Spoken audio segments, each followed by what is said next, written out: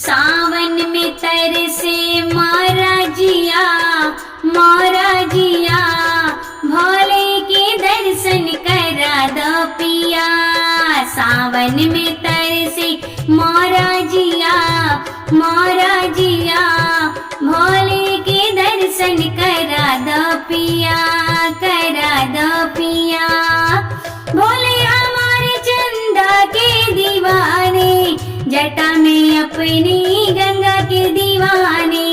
भोले हमारे चंदा के दीवाने, जटा में अपनी गंगा के दीवाने। गंगा जी स्नान करा दो पिया, करा दो पिया, भोले के दर्शन करा दो पिया। सावन में तरसे मोरा जिया, मोरा जिया, भोले के दर्शन करा दो पिया, करा दो पिया। भोले हमारे बिच्छू के दीवाने, गले में अपनी नाग के दीवाने।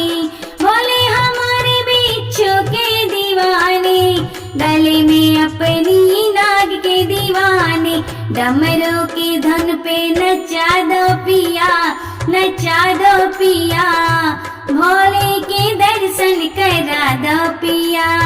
सावन में तरसे मोरा जिया, मोरा जिया, भोले के दर्शन करा दो पिया, करा दो पिया।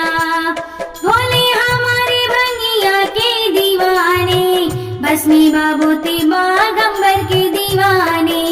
भोले हमारे भंगिया के दीवाने, भस्मी बाबूती बागंबर के दीवाने।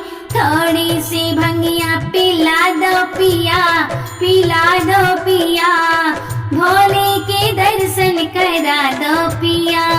सावन में तरसे मोरा जिया, मोरा जिया, भोले के दर्शन करा दो पिया, करा दो पिया।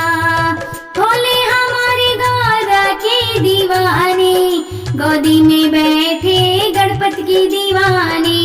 भोले हमारे गौरा के दीवाने, गोदी में बैठे गणपति की दीवाने।